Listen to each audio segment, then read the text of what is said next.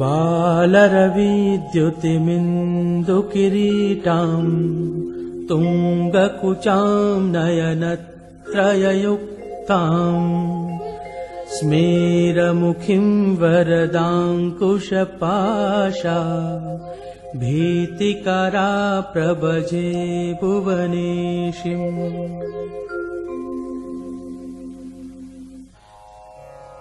अथ एकादशोऽध्यायः। ऋषिरुवाच देव्याहते तत्र महासुरेन्द्रे सेन्द्राः सुरावन्हि पुरोगमास्ताम् कात्यायनीं तुष्टुभुरिष्टलाभात् विकाशिवक्त्राब्जविकाशिताशा देवी प्रपन्नार्तिहरे प्रसीद प्रसीद मातर्जगतोऽखिलस्य प्रसीद विश्वेश्वरि पाहि विश्वम् त्वमीश्वरी देवी चराचरस्य आधारभूता जगतस्त्वमेका महीस्वरूपेण यतः स्थितासि अपां स्वरूपस्थितया त्वयैतदाप्यायते कृत्समलन्ध्यवीर्ये त्वं वैष्णवी शक्तिरनन्तवीर्या विश्वस्य बीजं परमासि माया सम्मोहितं देवि समस्तमेतत् त्वं वै प्रसन्ना भुवि मुक्तिहेतुः विद्या समस्तास्तव देवि भेदा स्त्रियः समस्ता सकला जगत्सु त्वयैकया पूरितमम्बयैतत् का ते स्तुतिस्तव्यपरा परोक्ति सर्वभूता यदा देवी स्वर्गमुक्तिप्रदायिनी त्वं स्तुता स्तुतयैका वा भवन्तु परमुक्तयः सर्वस्य बुद्धिरूपेण जनस्य हृदि संस्थिते स्वर्गापवर्गदे देवी नारायणी नमोऽस्तुते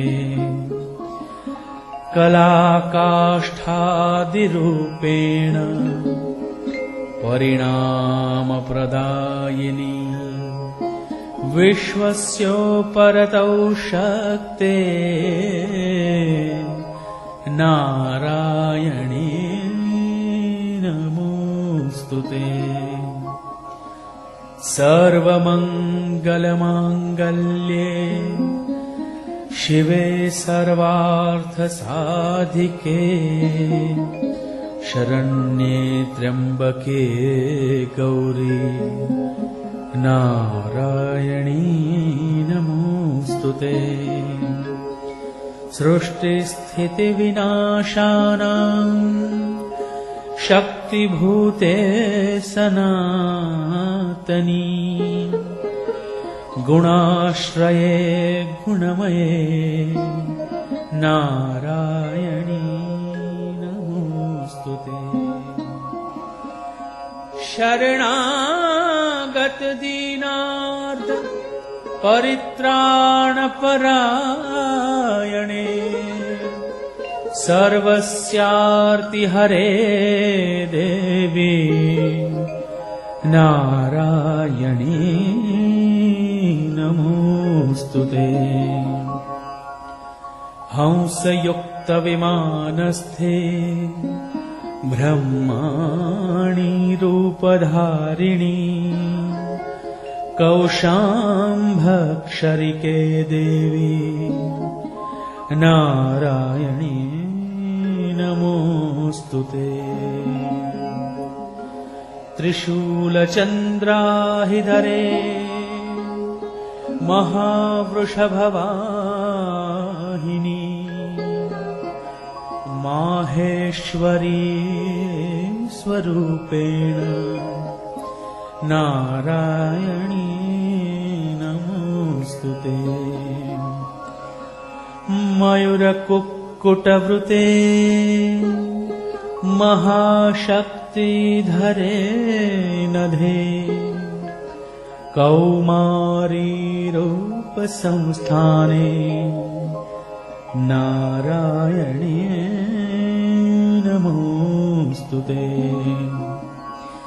शङ्खचक्रगदाशाङ्ग गृहीत परमायुधे प्रसीद वैष्णवीरूपे नारायणी नमोऽस्तु ते।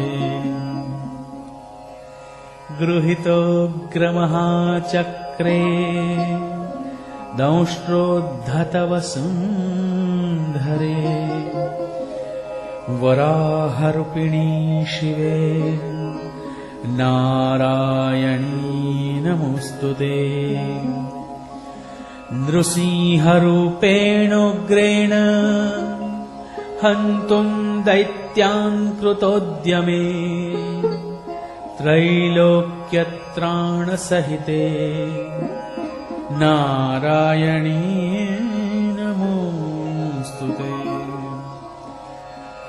किरीटिनी महाव्रजे सहस्रनयनोज्ज्वले वृत्रप्राणहरे चैन्द्री नारायणी नमोऽस्तु ते।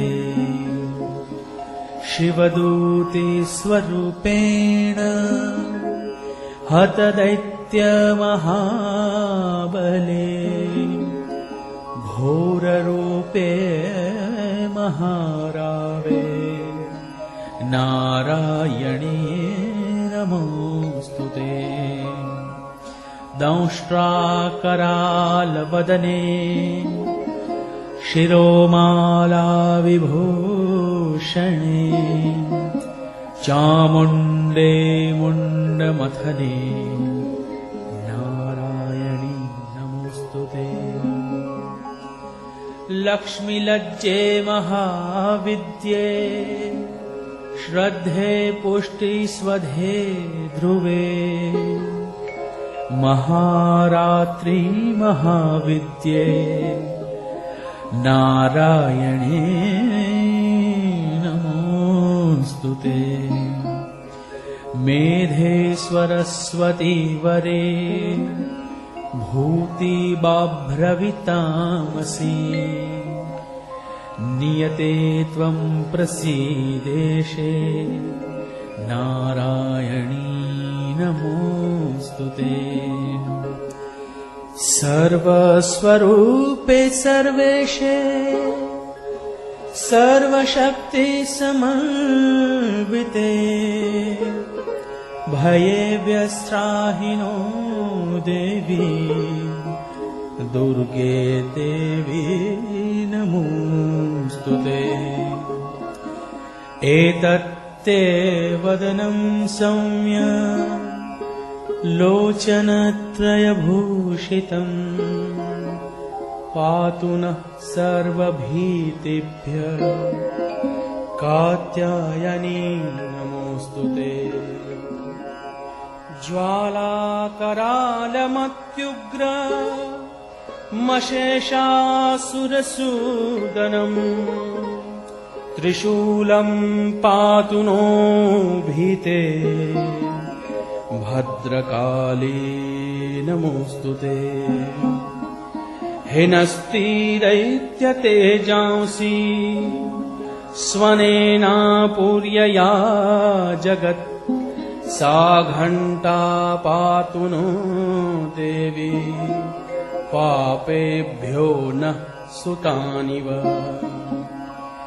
असुरासृग्वप्सापङ्क चर्चितस्ते करोज्ज्वलः शुभाय खड्गो भवतु चण्डिके त्वां नता वयम्।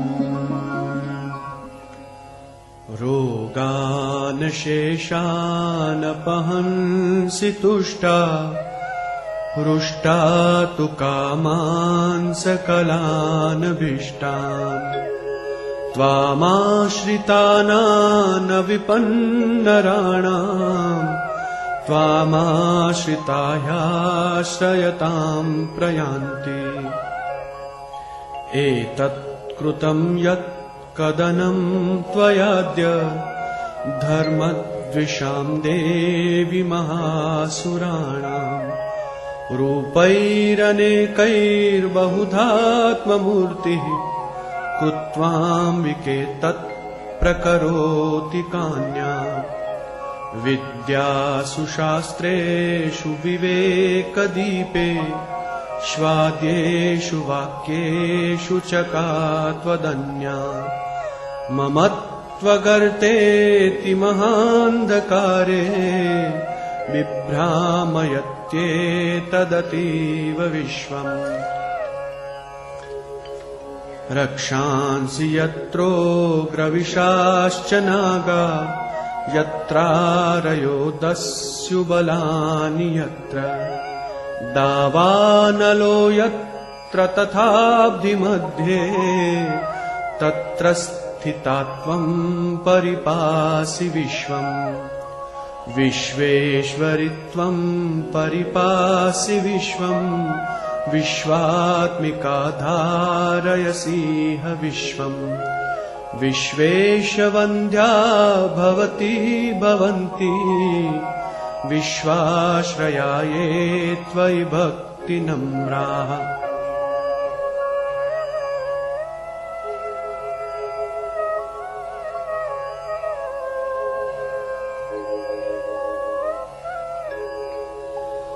देवी प्रसीद परिपालय नोरिभीते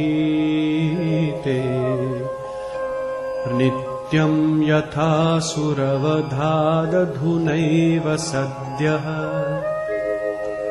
पापानि सर्वजगतां प्रशमं नयाशु पातपाकजनितांश्च महोपसर्गान्।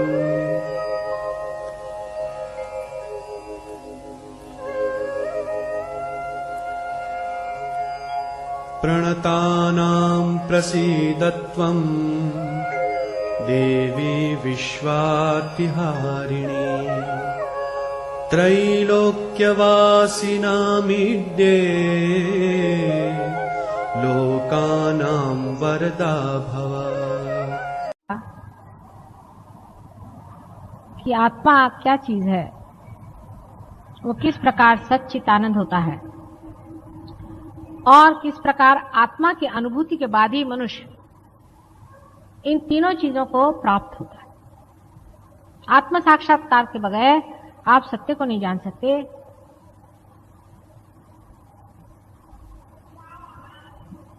आप आनंद को नहीं पा सकते।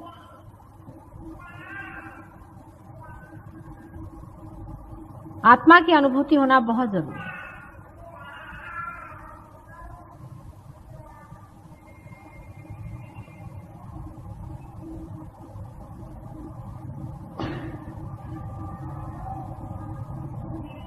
अब आप आत्मा से बातचीत कर सकते हैं, आत्मा से पूछ सकते हैं।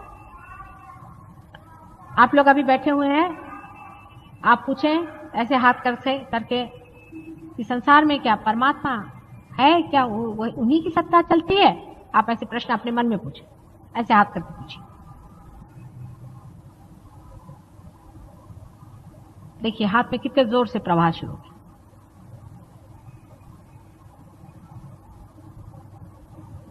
कोई सा भी सत्य आप जान नहीं सकते जब तक आपने अपनी आत्मा की अनुभूति नहीं ली, माने जब तक आपका उसे संबंध नहीं हुआ।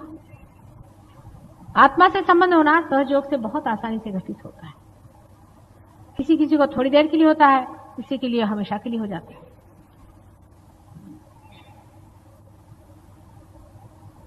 आत्मा से संबंध होने के बाद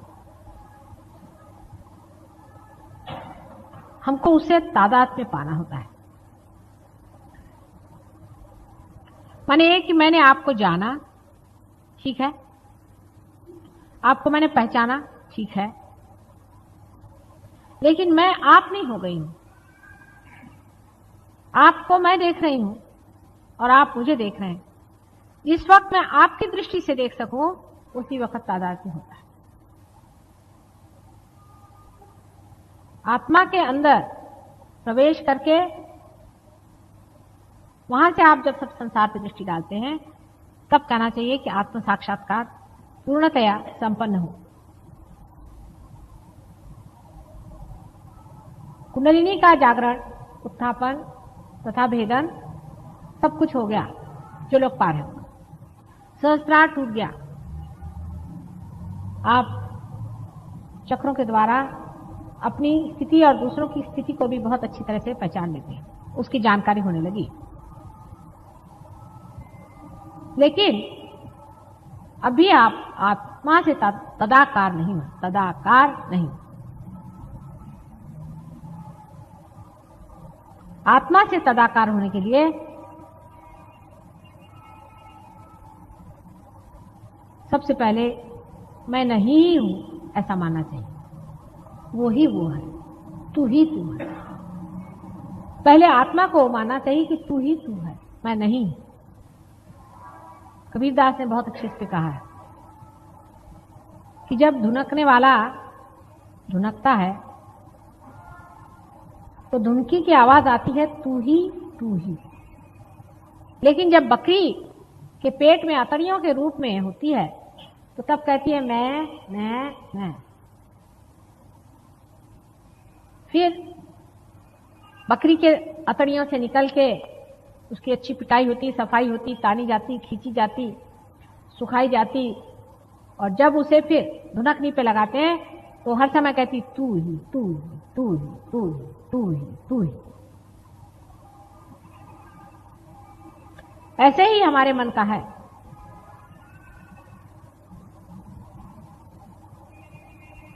मन को खूब अच्छे से देखना चाहिए। देखो तो भला ये मन ये कैसा है, कहां भटकाते रहता है हमको, कहां भटकाते रहा व्यर्थ की चीजों में। हमारा चित्त कहां जाता है? कभी इसको देखते हैं, कभी उसको देखते हैं, कभी इस चीज को देखते हैं, कभी उस चीज को देखते हैं। हर समय हमारा मन किसी न किसी भावना या वासना से भरा रहता था। अब उसमें प्रकाश हो गया, हम देखते हैं इसमें वासना है, भावना है, लेकिन तो भी हम इस गंदी चीज को अपने साथ लिए चले जा रहे हैं। इसको धुनकना है, मारना पीटा नहीं है, धुनकना है। तो उसके और देखें,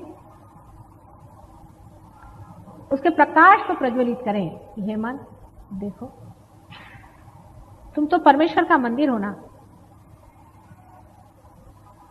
परमेश्वर के मंदिर में ऐसी गंदी भावना क्यों आनी चाहिए? इसको तुम बाहर ही रखो, बहुत हो चुका। पहले कभी लोग ऐसे लिखते थे कि मन समझ समझ पग धरी। हे मन, दुनिया भर की चीजों के लिए तुम दौड़ते हो, तुम परमात्मा के लिए कब दौड़ोगे? परमात्मा को अपने अंदर कब बसाओगे? तुम्हें ये चिंता रहती है कि मेरे बेटे का क्या होगा, मेरे माँ का क्या होगा, मेरे बाप का क्या होगा। अरे मन, ये तेरे कौन रह चुके? ये कोई तेरे हुए हैं? ये पद धलक, ये कोई तेरे अपने हैं? उनके लिए क्यों तू हर बार इस तरह से परेशान होते रह? अपने मन से बात करें। धीरे धीरे इस तरह से मन की सफाई होते होते आत्मा का प्रकाश उसमें प्लावित होने लगेगा। उस प्रकाश से आप में आनंद की लहरियां बहने शुरू हो। धीरे धीरे आप में जड़त्व लाने वाली जितनी भी चीजें हैं धीरे धीरे घटती जाएंगी और आप अपने आत्मा में ही लीन होते जाएंगे। इस वक्त आप कहेंगे कि मैं ही हूं और कुछ यही भावना रह जाती कि मैं हूं।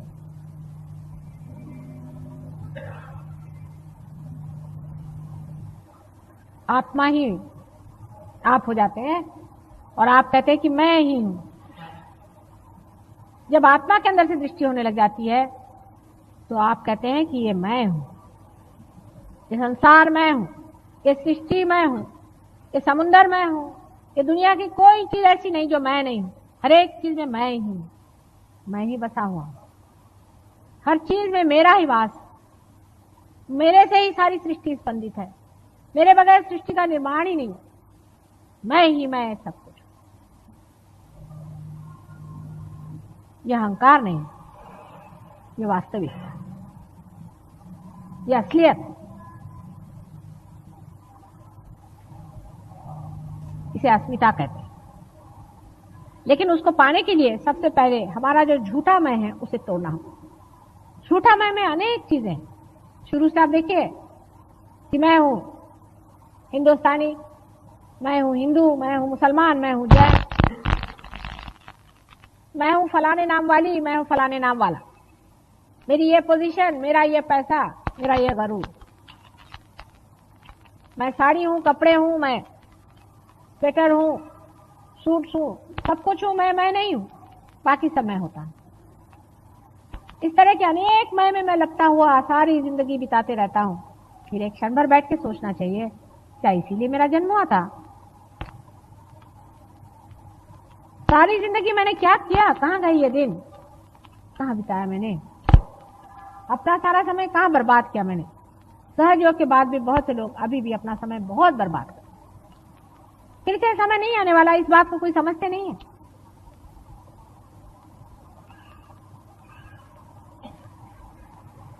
बहुत लोग बर्बाद करते हैं,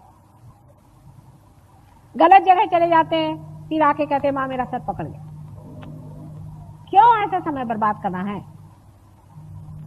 इसमें रखा ही क्या है? ऐसे तो हजारों लोग अपना समय बर्बाद करते हैं, लेकिन पार होने वाले लोगों को आत्मा में लीन होना चाहिए।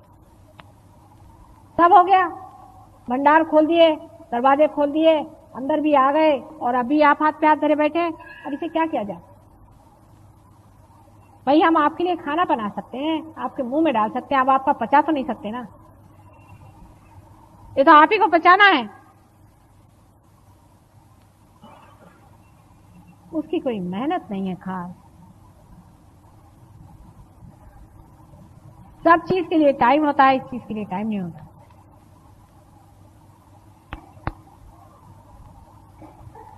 आखिर अपने और चित्त करें कि हमने पाया क्या आज तक? 4 साड़ियां पाली, 2-4 जेवर पालिए, 8-10 तमगे पालिए कि फलाने के फलाने थे, ढिकाने के ढिमाके थे।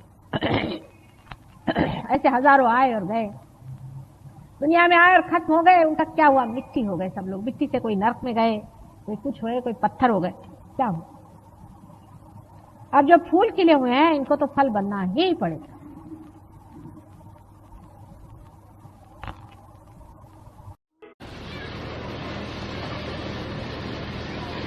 लेकिन सहयोग में आने के बाद भी कल काफी लोगों ने मुझसे कहा कि मां मैं सहयोग में आया तो भी मेरा ये नहीं ठीक हुआ, किसी ने कहा वो नहीं ठीक हुआ। तो सहयोग में घटित क्या हुआ? इसमें कुछ घटना है। सहयोग में कोई अपने सर पे मैं सहयोगी कोई भी लगा ले, इसमें कोई मना तो नहीं कर सकता। कोई भी अपने सहयोगी कह ले, पर वो सहयोगी नहीं हो। सहज योग में सहज योगी बनना पड़ता है। जैसे एक बीज को वृक्ष बनना पड़ता है, जब तक वो घटित नहीं हुआ, वो जब तक बना नहीं तो सहयोगी नहीं। जब वो घटित हो जाता है तो वो समर्थ हो जाता है। उसके अंदर जितनी भी शक्तियां धीरे धीरे जागृत हो जाती हैं, वो सबको ही जागृति दे सकता है, लोगों की बीमारियां ठीक कर सकता है, सारे ज्ञान का वो भंडार बन जाता है। उसकी सारी त्रुटियां खत्म होकर के वो एक परिपक्व इंसान, जिसका मस्तिष्क बहुत प्रगल्भ मैच्योर, ऐसा बन जाता है। तो सहयोग में आने के बाद हर बार देखना चाहिए कि हमारा हृदय स्वच्छ हुआ कि नहीं, कि अब भी उसमें आसपास की ईर्ष्या, आसपास का दोष, यही सब घुमड़ रहा है। इस दिल को जब आप साफ करेंगे तभी तो ना परमात्मा का प्रेम इसमें भरेगा। तो ऐसी कुछ अजीब चीज है कि सहयोग में आने के बाद भी हम इसमें प्रयत्नशील नहीं रहते। एक आदमी दूसरे की बुराई देखेगा या किसी न किसी तरह से स्पर्धा में, कंपटीशन में पड़ जाए और इस स्पर्धाशील स्वभाव के कारण वो दूसरे से हमेशा अलग ही रहे। किंतु अगर अच्छाई में स्पर्धा शुरू हो जाए, अच्छाई में, तो सबकी अच्छाई बढ़ जाएगी और सब चीज ठीक हो जाएगी।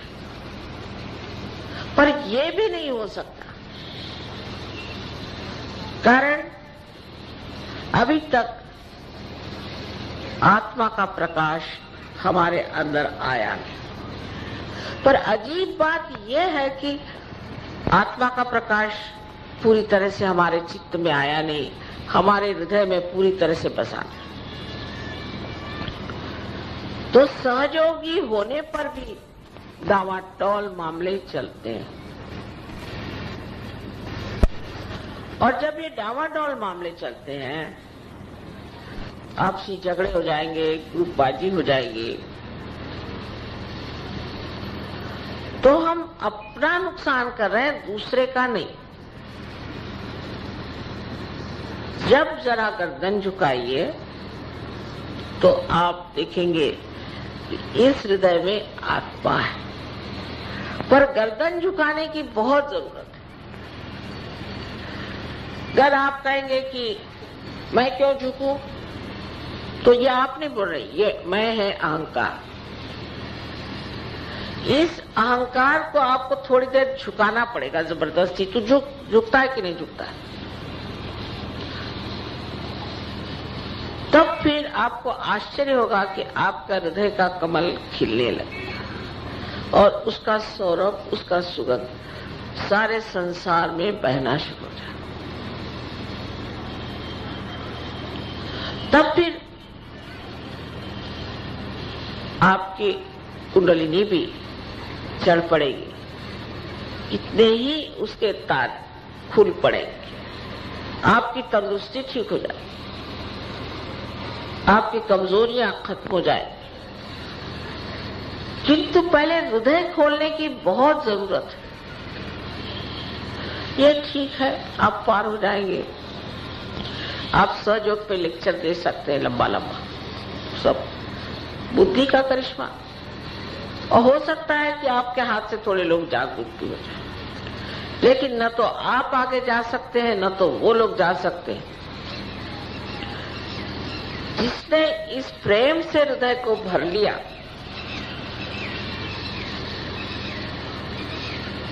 वही असली सहयोगी है।